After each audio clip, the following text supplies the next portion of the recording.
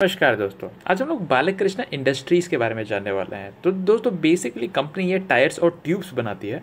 इससे पहले हम लोग आगे बढ़ें, पहले कंपनी के बारे में थोड़ा बता देता हूँ। तो दोस्तों कंपनी बेसिकली जिस सेगमेंट में, उसका नाम है of the highway tyres, OTHR tyres. तो ये आपने जरूर टर्म सुना होगा जब ये आप टायर इंडस्ट्रीज़ के बारे में सुना होगा। तो दोस्तों इधर मैं अगर बताऊं तो यहाँ एग्रीकल्चर आ जाता है। एग्रीकल्चर में जो आप हार्वेस्टर देखते हैं, ट्रैक्टर देखते हैं, इरिगेटर देखते हैं, तो ये सब उनके लिए टायर्स बनाते हैं।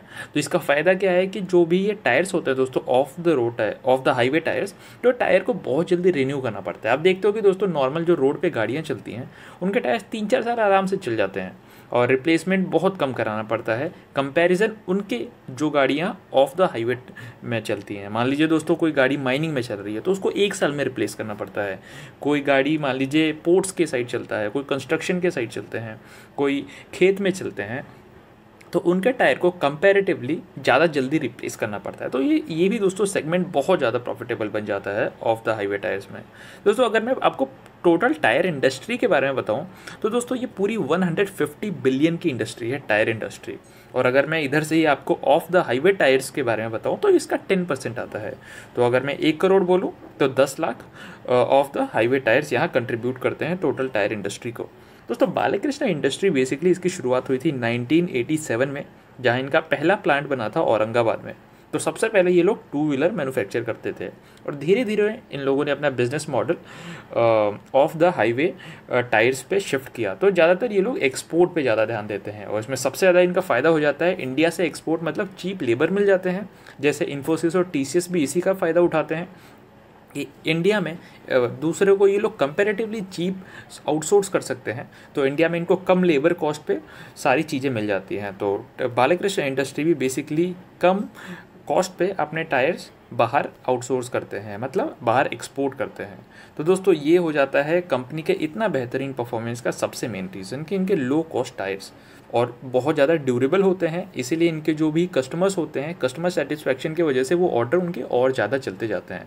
मान लीजिए दोस्तों किसी इनके कस्टमर्स ने, मान लीजिए जॉन डियर का ही एग्जांपल लें, तो उन्होंने ये इटाली में सबसे बड़े एक ट्रैक्टर मैन्युफैक्चर हैं इटली के।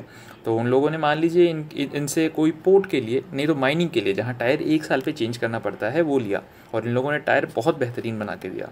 तो दोस्तों उधर ही वो लोग, जब वो टायर ख़त्म हो जाएंगे तो कस्टमर सेटिस्फेक्शन भी बहुत ज़्यादा होता है, तो वो लोग डेफिनेटली इनको फिर से ऑर्डर देंगे नए टायर्स बनाने को। तो ऐसे कंपनी का एक बार इन लोगों ने नए कस्टमर ले लिए तो ज़्यादातर ये पॉसिबिलिटी होती है कि इनके साथ लॉन्ग टर्म के लिए रहें। दोस्तों अगर मैं बताऊं तो सेल्स के आंकड़े तो आप देख सकते हो दोस्तों, मार्केट शेयर देख सकते हैं 5% इनका टोटल ऑफ रोड टायर से आता है दोस्तों, और 5% ग्लोबल मार्केट शेयर है, ना कि इंडिया का। यहीं आप देख सकते हैं कि ऑफ रोड मार्केट रोड इनका 8% आता है of road tyre market share, और वहीं 2.2% आता है इनका of road tyre market share in France. तो फ्रांस में इन लोगों ने इतना मार्केट शेयर लेके रखा है। दोस्तों इनका फुल्ली बिजनेस है टायर्स और ट्यूब्स में, तो और कोई प्रोडक्ट ये लोग बनाते नहीं हैं। लोकेशन वाइज ब्रेकअप दिखाओ तो दोस्तों नॉर्थ अमेरिका से इनको 16% रेवेन्यू आता है, और यूरोप से इनका 49%, इंडिया से 19%, और बाकी अदर्स में आ जाते हैं, सेंट्रल एशिया, बाद में एशिया पैसिफिक, वो सारी जगह हैं।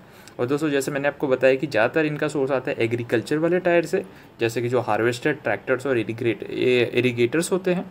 बाद में आ जाता है इनका ऑफ द रोड टायर्स। मान लीजिए ये जो माइनिंग के लिए यूज़ होते हैं, कंस्ट्रक्शन के लिए यूज़ होते हैं, और पोर्ट्स पे यूज़ होते हैं, जो बेसिकली क्रेन्स में हम लोग यूज़ करते हैं, तो ये इसके अंदर आ जाता है। दोस्तों चलिए अब हम लोग कंपनी के एक बार नंबर्स पे ध्यान देते हैं। तो फिलहाल कंपनी ट्रेड हो रही है 1759 के एक शेयर की वैल्यू है। और अगर मैं एक वीक में दिखाऊं तो दोस्तों कंपनी ने 3.25% रिटर्न्स दिए हैं।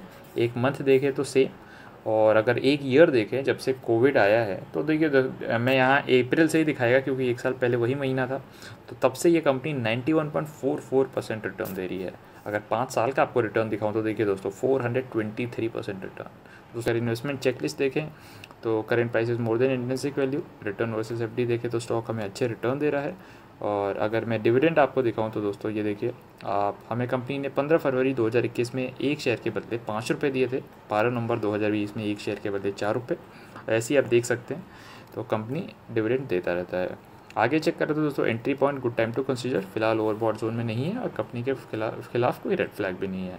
दोस्तों कंपनी का PE देखें तो यहाँ 35.44 है, वहीं सेक्टर का PE है 91.14, और हमारे 38% एनालिस्ट सजेस्ट करते हैं कि हम इस कंपनी में इन्वेस्ट कर सकते हैं। कंपनी का हमें पता ही है कि कंपनी काम क्या करती है, तो ऑफ रोड टायर्स बनाती है। This tyres are mainly use for agriculture, industrial construction, earth mover and port, mining and all terrain vehicles. आगे देखते तो दोस्तों इनके पीयर्स में आ जाते हैं MRF, Apollo tyres, CEAT tyres, JK tyres, Goodyear, ये सब। फाइनेंशियल ट्रेंड देखें तो दोस्तों फिलहाल कंपनी में रेवेन्यू थोड़ा डिक्रीज़ हो गया था कोविड की वजह से, क्योंकि सारा काम ठप हो गया था। और जैसे इनके जितने भी कस्टमर्स हैं तो उनको डेफिनेटली जब जॉब नहीं रहेगी, जब काम नहीं रहेगा, तो टायर्स की भी ज़रूरत नहीं पड़ने वाली है, तो डेफिनेटली कंपनी का रेवेन्यू नीचे जाने वाला है। ऑल दो कंपनी का प्रॉफिट इंक्रीज़ हुआ था 2020 में। अगर हम लोग आगे चले तो होल्डिंग पैटर्न देखें तो आखिरी 6 महीनों में यानी कि 2 क्वार्टर में कोई चेंज नहीं है। अगर हम लोग परसेंटेज वाइज देखें तो दोस्तों प्रमोटर की होल्डिंग है यहाँ 58.30, म्यूचुअल फंड होल्डिंग है 14.59, वहीं डोमेस्टिक इंस्टीट्यूशन होल्डिंग है 15.59 और फॉरेन इंस्टीट्यूशन होल्डिंग है 14.40। अगर मैं आपको दोस्तों फॉरेन इंस्टीट्यूशन होल्डिंग दिखाऊँ तो देखिए दिसंबर से मार्च में थोड़ी बहुत डिक्रीज़ हुई है। म्यूचुअल फंड होल्डिंग दोस्तों यहाँ ऑलमोस्ट आप बोल सकते हैं कांस्टेंट है, प्रमोटर होल्डिंग भी कांस्टेंट है और डोमेस्टिक इंस्टीट्यूशन होल्डिंग भी यहाँ ऑलमोस्ट कांस्टेंट ही है। तो दोस्तों कंपनी बेहतरीन है। टायर जैसे कि अगर आपके पोर्टफोलियो में मान लीजिए कोई कंपनी नहीं है जो 2 व्हीलर या फिर 4 व्हीलर कंपनी नहीं है, अगर आप ऐसी कंपनी में विश्वास नहीं करते कि मान लीजिए आगे चल के कोई कंपनी आएगी जो इन सारी कंपनियों को ओवरटेक कर लेगी, मान लीजिए रॉयल एनफील्ड यानी कि आयशा मोटर्स मान लीजिए अगर लॉस में चला जाए या फिर मारुति लॉस में चले जाए, मगर फिर भी जो भी कंपनी आएगी उसको टायर्स की तो ज़रूरत पड़ेगी ही, और टायर्स की ज़रूरत पड़ेगी तो definitely MRF, CEAT tyres, Balakrishna industry, ऐसी कंपनियां कभी आउट ऑफ बिजनेस नहीं जा सकती, क्योंकि इनका काम ही वही है कि कंपनी को टायर पहुँचाएँ। दोस्तों ये कंपनियाँ बेहतरीन हैं। अगर आप कोई ऑटोमोबाइल के थ्रू एक कोई कंपनी टारगेट नहीं करते हैं, मगर आपको ये सेक्टर पसंद है, तो डेफिनेटली आप ऐसे टायर वाली कंपनियों में इन्वेस्ट कर सकते हैं। नहीं तो ऐसी कंपनी जो उनके पार्ट्स बनाती हैं व्हीकल्स के, जैसे मदरसन सुमी जैसी कंपनी आ जाती हैं, तो आप इनमें डेफिनेटली इन्वेस्ट कर सकते हो, ताकि आपको ऑटोमोबाइल सेक्टर का भी अच्छा एक्सपोजर मिल सके। तो दोस्तों ऐसी कंपनियाँ बहुत बेहतरीन होती हैं और लॉन्ग टर्म में आपको बहुत अच्छे रिटर्न्स देती हैं। तो दोस्तों बालकृष्ण इंडस्ट्री उन्हीं में से ये कंपनी है। तो दोस्तों यही था आज के वीडियो में। अगर वीडियो पसंद आया तो वीडियो को लाइक करना बिल्कुल मत भूलिए। मैं मिलता हूँ आपको मेरे नेक्स्ट वीडियो में, तब तक आप सब अपना ख्याल रखिए। नमस्कार, शुभ दिन।